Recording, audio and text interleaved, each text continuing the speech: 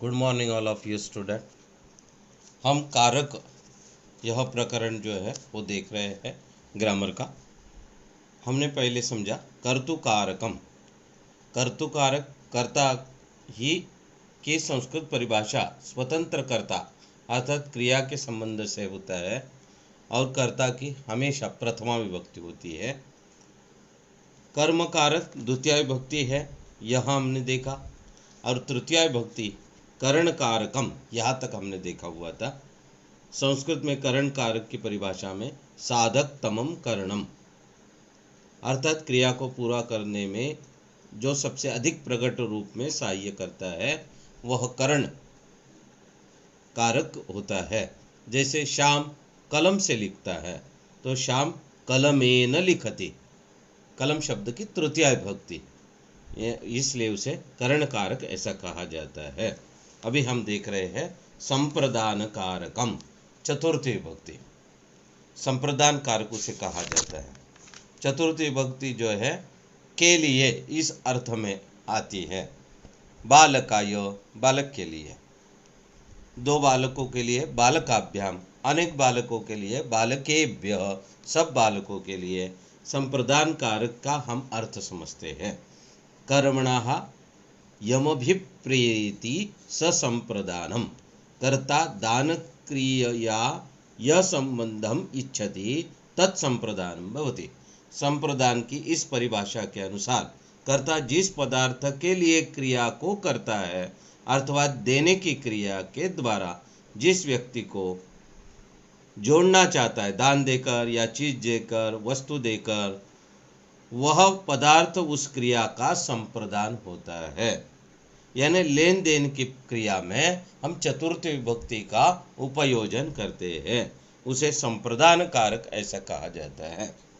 जैसे कि पुत्र जनकायम जलम आनयति, पुत्र पिता के लिए जल लाता है, इसलिए जनक शब्द की चतुर्थ विभक्ति बालक शब्द के अनुसार बालकाय जनकाय होती है। धनिकः याचकाय भोजनम यच्छति, धनी याचक यानी मांगने वाले को, भिखारी को भोजन देता है। तो याचक यानी बेगर जिसे हम कहते भिखारी, इस शब्द की चतुर्थी विभक्ति याचकाय यानी लेन देन, इस अर्थ में चतुर्थी विभक्ति लेते हैं। जिसे हम प्रणाम करते हैं उसी समय भी हम चतुर्थी विभक्ति का उपयोजन करते हैं। जैसे बालकाय कृष्णाय नमति, बालक कृष्णाय नमति, या श्री कृष्णाय नमः, श्री रामाय नमः, श्री लक्ष्म्यै नमः, श्रीलिंग में, इस अर्थ में यह चतुर्थी विभक्ति होती है। जैसे कि मानव जीने के लिए खाता है, मानव जीवनाय खादति, नदियाँ परोपकार के लिए बहती है, नद्यः परोपकाराय बहन्ति, वृक्ष लोगों के लिए फल देते हैं, वृक्ष लोकेभ्यः फलानि यच्छन्ति इत्यादि। बाकी हम देखते हैं बाकी के उदाहरण। तो यह है संप्रदान कारक चतुर्थी विभक्ति। दूसरी है आपादान कारक कारकम, ध्रुव म पाये अपादानम, पंचमी विभक्ति जिसे कहते हैं। अपादान यानी सेपरेशन, अलग होना। जब एक चीज दूसरे से अलग होती है तब उसे अपादान ऐसा कहा जाता है। के अनुसार अलग होने में जो पदार्थ स्थिर होता है वह अपादान कहलाता है। जो स्थिर पदार्थ है उसे अपादान कहते हैं। उदाहरण के लिए वृक्ष से फल गिरता है तो वृक्षात् फलम पतति, वृक्ष फिक्स है, स्थिर है, इसलिए वह अपादान है। और उसकी पंचमी विभक्ति बालकात जैसे करते हैं, और हिंदी में से के अर्थ में आती है। जैसे बालक से बालकात, दो बालकों से बालकाभ्याम, सब बालकों से बालकेभ्यः। तो पंचमी विभक्ति यानी अपादान कारकम ऐसा उसे कहा जाता है। इस वाक्य में फल के अलग होने की क्रिया में वृक्ष स्थिर है, इसलिए वृक्ष यहाँ गिरना पत क्रिया का अपादान है। अपादान कारक में पंचमी विभक्ति का प्रयोग होता है। जैसे वृक्ष से पत्ता गिरता है, मैंने आपको समझाया कि वृक्षात् पत्रम पतति, पर्वतों से झरने गिरते हैं, पर्वतेभ्यः नीर्जराः पतन्ति। गंगा नदी हिमालय से बहती है, तो गंगा हिमालयात् प्रवहति। पर्वत से नदी निकलती है तो पर्वतात् नदी निर्गच्छति। जो स्थिर है वह पंचमी विभक्ति है, उसे ही हम अपादान ऐसा कहते हैं। वह घर से निकलता है, सह गृहात् निर्गच्छति। छात्र अध्यापक से पढ़ता है, छात्र अध्यापकात् पठति। काम से क्रोध पैदा होता है, कामात् क्रोध जायते, गीता में दिया है। तो अपादान कारक ये पंचमी विभक्ति होती है से इस अर्थ में। और पंचमी विभक्ति होती है 10वीं में, आपको ये ज़्यादातर आपको आता है कि जब हम जिस चीज़ को डरते हैं उसकी भी पंचमी करते हैं। बालकः सिंहात् बिभेति, बालक सिंह को डरता है, शेर को डरता है। तो अपादान कारक विभक्ति वहां पर होती है। नेक्स्ट है अधिकरण कारकम आधारो अधिकरणम, ऐसा बताया जाता है सप्तमी विभक्ति के लिए। षष्ठी विभक्ति में सिर्फ संबंध आता है, इसलिए षष्ठी संबंध अस्ति, वो बाद में आती है। पहले हम सप्तमी विभक्ति देखेंगे क्योंकि वो कारक में आती नहीं है, लेकिन आपको स्टडी के लिए है। तो आधिकरण कारकम आधारो अधिकरणम सप्तमी विभक्ति भवति। अधिकरण कारक, अधिकरण की परिभाषा है आधारो अधिकरणम, अर्थात कर्ता की क्रिया का जो आधार है, लोकेशन है, वह अधिकरण कारक होता है। जैसे विद्यालय में छात्र पढ़ रहा है, विद्यालये छात्र पठन्ति, छात्राः पठन्ति, विद्यालये छात्राः पठन्ति। तो विद्यालय ये आधार है बच्चों का, तो यह अधिकरण है। इस वाक्य में छात्रों यानी कर्ता की पढ़ना, पठ क्रिया का आधार विद्यालय ही अधिकरण कारक है। अधिकरण कारण में सप्तमी विभक्ति का प्रयोग होता है, जैसे कि विद्यालये, इस उदाहरण से भी जाना जा सकता है। इसे लोकेटिव विभक्ति ऐसा इंग्लिश में कहा जाता है। लोकेशन उसे हमें दिखाई देता है अधिकरण में, आधार जिसे हम कहते हैं।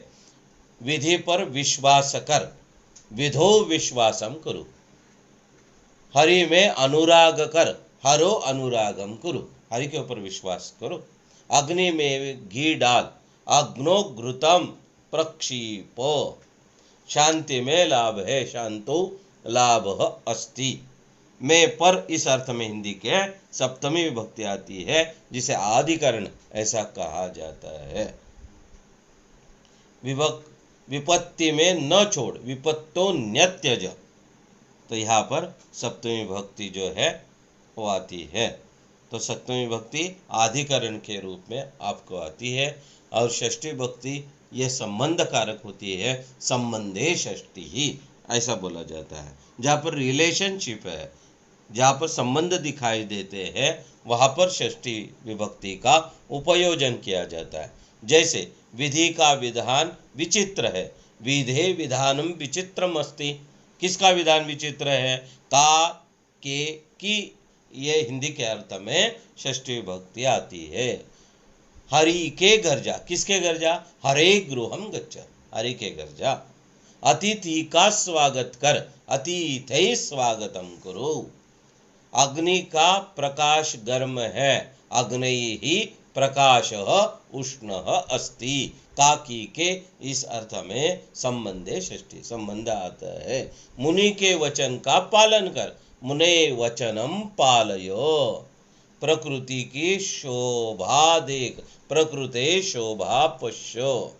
इस अर्थ में षष्ठी विभक्ति आती है। और रिलेशन के अर्थ में षष्ठी विभक्ति आती है। जैसे रामः दशरथस्य पुत्रः अस्ति, लवकुशः रामस्य पुत्रः अस्ति। इस अर्थ में भी षष्ठी विभक्ति जो है उसका उपयोजन किया जाता है।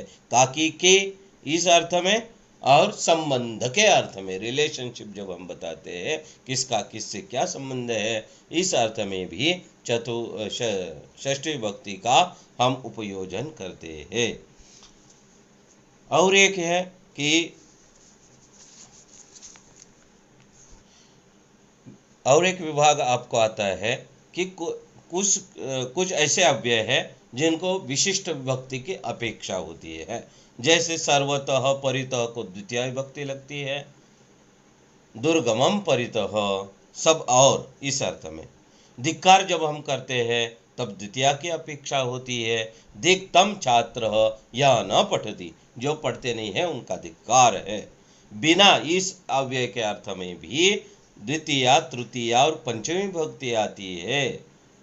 धनम बिना सुखम नास्ति, धन के बिना सुख नहीं है। प्रति की, और, की तरफ, इस अर्थ में द्वितीया विभक्ति आती है। कृषक ग्रामम प्रति गच्छति, प्रति का मतलब अव्यय का, की तरफ ऐसा होता है, वहां पे द्वितीय विभक्ति लगती है। अनु, पीछे, इस अर्थ में द्वितीय विभक्ति आती है। शिष्यम गुरुम अनुकरोति, याचना करना, यहाँ पे मांगना, दोनों कर्मों में द्वितीय विभक्ति आती है। याचक धनिकम धनम याचते, पृच्छा करना, पूछना, दोनों कर्मों में द्वितीय। अहम त्वाम सत्यम पृच्छामि, सीता रामेण सह गच्छति, सह इस अर्थ में भी द्वितीय विभक्ति आती है। सह, साकम और सार्ध, ये जो अव्यय है वहाँ पर भी तृतीय विभक्ति का उपयोजन होता है। जैसे सीता रामेण सह गच्छति, वनम गच्छति, सदृशम सम, इस अर्थ में तृतीय विभक्ति आती है। रामेण तुल्यम। अलम, इस शब्द में, अव्यय में तृतीया की अपेक्षा होती है। आलम का मतलब होता है बस, बंद करो। आलम कोलाहलम, कोलाहल बंद करो। अच्छा लगना, मुझे ये चीज अच्छी लगती है। जैसा हम गणेशाय मोदक रोचते, मह्यम भ्रमणम रोचते, मुझे घूमना अच्छा लगता है, तब चतुर्थी विभक्ति का उपयोजन होता है। क्रोध करना, यहाँ पर चतुर्थी की अपेक्षा होती है, क्रुद्ध धातु को। पिता पुत्राय क्रुध्यति। अलम अर्थ में जैसी तृतीया आती है वैसी चतुर्थी भी आती है, कि जहाँ बहुत हो जाता है, बस अभी विनाशी करना चाहिए, तब चतुर्थी विभक्ति का अलम में उपयोजन होता है। समर्थ, इस अर्थ में। अलम मल्लह मल्लाय, कृष्ण कंसाय अलम, कृष्ण ही कंस के लिए काफी है। नमस्कार, मैंने आपको बोला कि नमस्कार अर्थ में चतुर्थी विभक्ति आती है। किसी का कल्याण हो ऐसा जब हम बोलते हैं स्वस्ति, तब चतुर्थी आती है। देवाय स्वस्ति, सर्वेभ्यः स्वस्ति। बाहर जाना है, बही, नगरात बही उद्यानमस्ति, नगर के बाहर उद्यान है, तब पंचमी विभक्ति आती है। तुलना में पंचमी विभक्ति आती है। रामः सुरेशाज्जायानो, तुलना जब हम करते हैं तब पंचमी विभक्ति आती है। निर्धारणे षष्ठी, निर्धार जब हम करते हैं तब षष्ठी विभक्ति आती है। में से, चुनना, दो तीन चीजों में से एक जब हम बोलते हैं तब सप्तमी विभक्ति आती है। कविषु कालिदास श्रेष्ठ, सब कवियों में कालिदास श्रेष्ठ है, ऐसा जब हम बोलते हैं तब हम सप्तमी विभक्ति का यूज करते हैं। स्नेह, अनुराग, अभिलाष, इस अर्थ में सप्तमी विभक्ति आती है। गुरु छात्रेषु स्नेहति, इच्छा करना, इस अर्थ में सप्तमी विभक्ति आती है। तो वेदेषु अनुराग अभिलाष हो। तो ये जो कारक प्रकरण है, ये मैंने आपको प्रथमा से लेकर सप्तमी तक समझाया है। प्रथमा कर्ता है, द्वितीया कर्म है, तृतीया करण है, चतुर्थी संप्रदान है, पंचमी अपादान है, षष्ठी संबंध है और सप्तमी आधिकरण है। और विशेष अव्यय के लिए विशेष विभक्ति की अपेक्षा होती है। इसके उदाहरण आपको दिए जाएंगे, आपको नोटबुक में लिखना है प्रॉपरली, बार बार उसे पढ़ना है और उसकी प्रैक्टिस करनी है। धन्यवादम।